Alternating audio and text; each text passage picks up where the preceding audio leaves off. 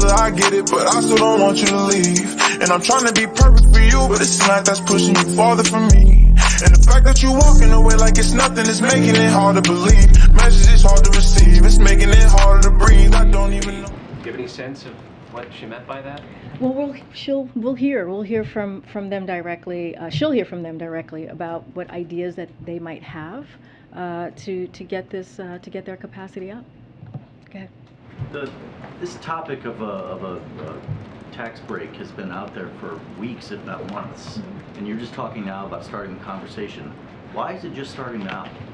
I mean, look, this is something, the president talked about this even on Sunday, so some of you who were there with him, and for him, he wanted to make sure he looked at the data, he wanted to make sure he spoke to his economic team, and it was just an important piece of it, but I do want to take a step back. If we look at the last several months, if we look at what has happened during the time that Putin amassed his forces along the border of Ukraine, we have seen gas prices rise by $2 per gallon. That is just the facts. That is what we have seen, and the president has taken historic action. So yes, it's been a couple of months, but he has taken action. He has not just been sitting around waiting to make a decision on this. He's taken action on the Strategic Petroleum Reserve, where we're seeing 1 million barrels of oil per day. That is happening. The ethanol 15, which is our homegrown biofuels,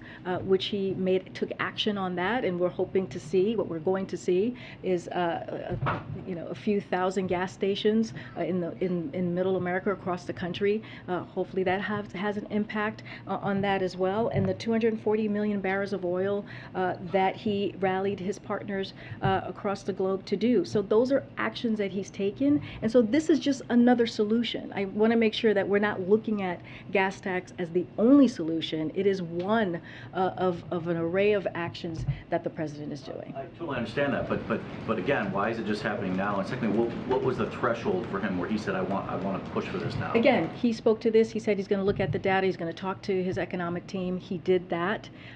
The thing about this is he took actions, as I mentioned, and with the gas tax, holiday gas tax, the way that he sees it is it's a direct, straightforward way to deal with something that the American public is really not feeling in relief right now at the pump. And we're also in the season. We're in the summer season as well, where a lot of people are traveling, and so these next 3 months are critical for many families, American families. So the timing is also makes sense as well when you think about where we are with families traveling the next 3 months during the summer time. Okay.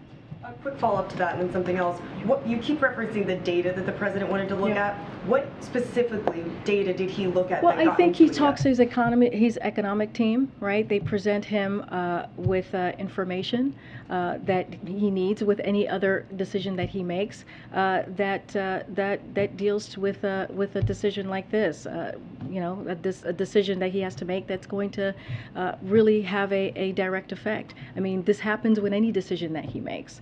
But look, here's the thing. The most important thing here is the way that this president sees this, on top of all of the actions that he's already taken, which I just listed out, he sees this as straightforward, he sees this as simple, he sees this as something that can have a direct effect on the pocketbooks of many Americans across the country. This is one of the ways that he feels that we can have an effect, a real effect. And this is something that the American public wants to see, right? This is something that they've been asking for, in ways that we can lower the cost at the pump. Is the administration still considering gas rebate cards for Americans also? And how much would be on those cards? And is the chip shortage complicating that decision? I don't have any more on that to share besides, the gas tax holiday. Look, the president is looking at many options. I just don't have any more on the gas card holiday.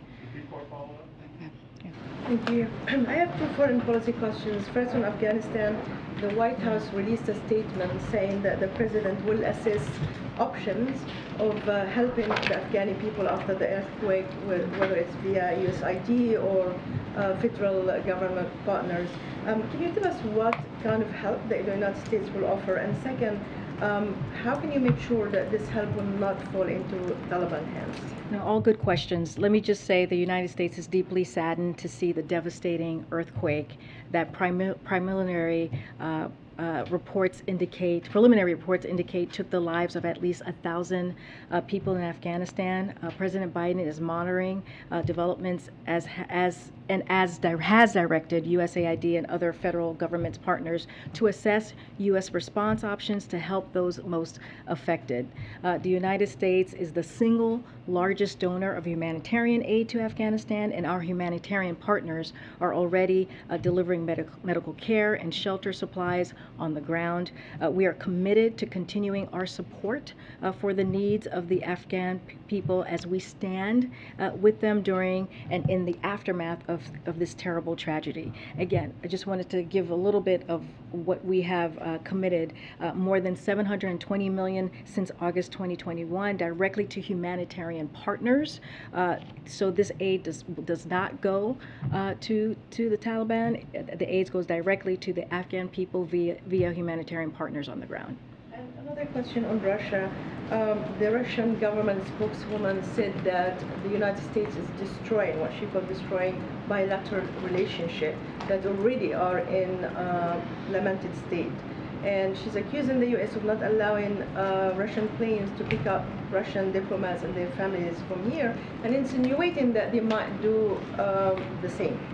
So how do you assess her response? Is it, you think that actually the Russians have thought of the United States relations now at stake? Do you think that diplomatic relationships are in jeopardy, or it's just the usual statement? You're talking about the bilateral relationship with the U.S. and Russia. I mean, we have to be very clear here what we're seeing currently. This is Russia invaded a sovereign country. They started this war. We've been talking about the gas tax. We've been talking about inflation, just in general, global inflation and the challenges. A lot of that, when you look at gas and you look at food, that's because of Russia's war. This is something that if President Putin wanted to stop this and wanted to end this war, he could. And to go. He attacked another country's democracy. So the president has been very clear. He is going to make sure that we defend democracies, that we defend freedoms, and he helped to rally the West and NATO to make sure that was a forceful response to what Russia is doing. And so, this is the question that the spokesperson is asking, or the statement that she's making. It really goes back to them. What are they doing for their bilateral relationship? This is something that the President Putin has caused, not us. Try and go with coffee. Oh, go ahead, Jenny. Okay, Karen. Two quick ones. One on insulin.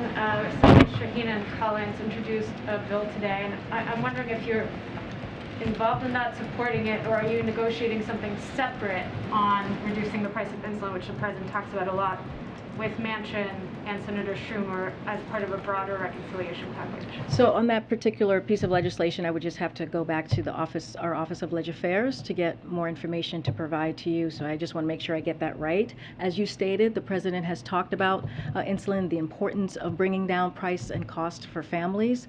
He's had several events where he has talked about that specifically. Right now, I would have to, probably after this, I'll go and check with them and get specifics on that piece of legislation for you. One more on your favorite topic, the China tariffs, which just seems to have become like a stale debate inside the White House, because it's Stale debate. Well, I think there's two sides, and one argues that it helps inflation, and one argues that it doesn't.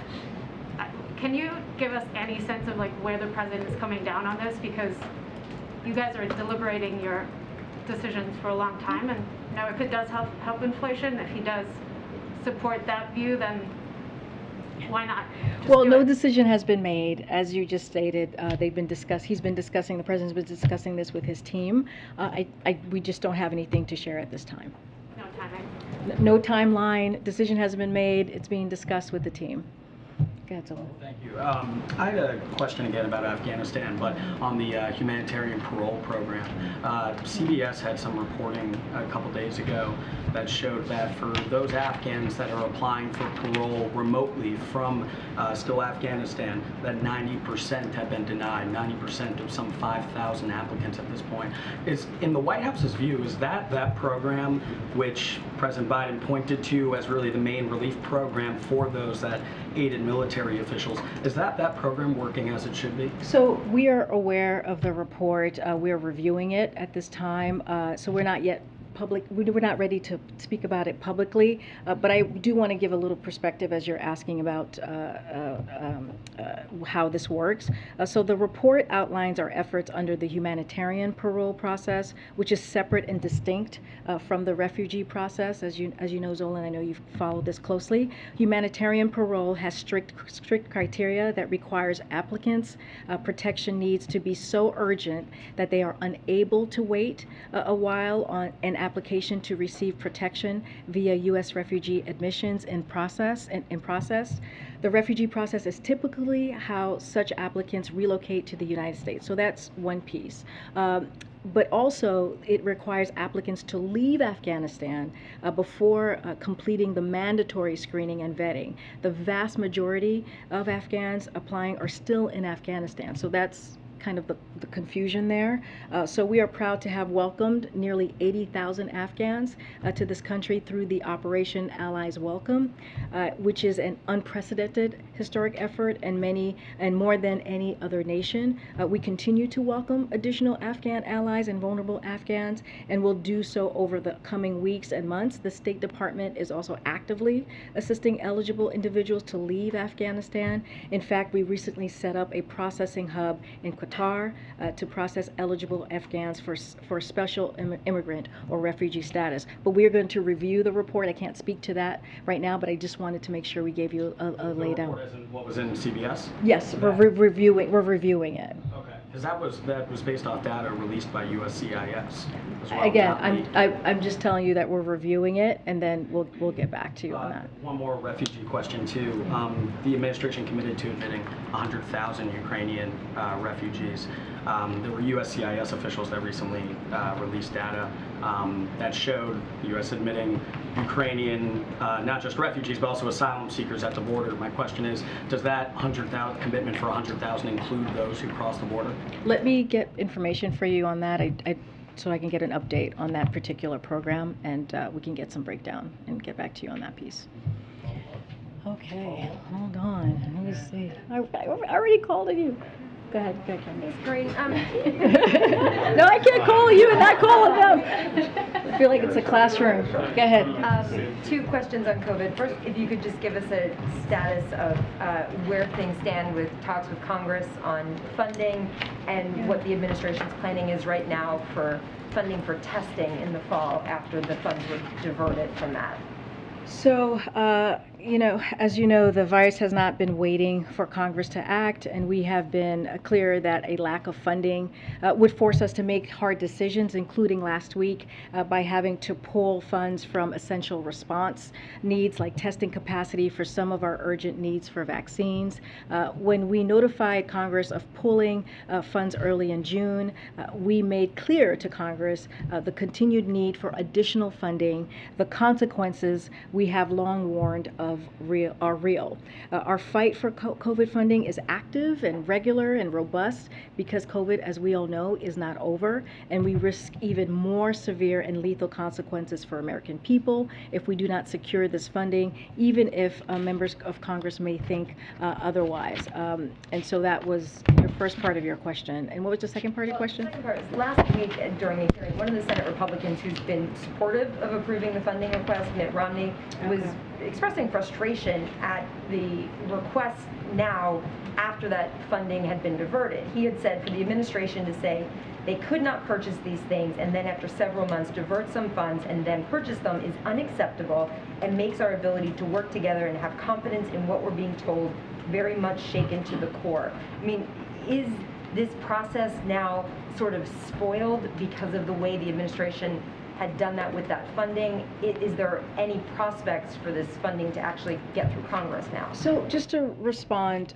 to what Mitt Romney said, look, if you go back to January, we've been working with members of Congress, whether it's a Democrat or a Republican, on funding needs for the COVID response. We have been very active in doing that since then. We've hosted countless briefings, conference calls, shared more than a dozen funding tables, all in a bipartisan basis. And these engagements, it has had full account of every dollar that has been spent and allocated on the COVID medical response, and a full accounting of the entire American Rescue Plan, which goes well beyond the direct medical needs. So we have been above and beyond. We have been transparent. We have broken down how we have been spending the funds. We've been doing this for several months. And so the bottom line is, every day that Congress fails to act puts us further behind behind other countries in securing that COVID response funding and the resources that we need.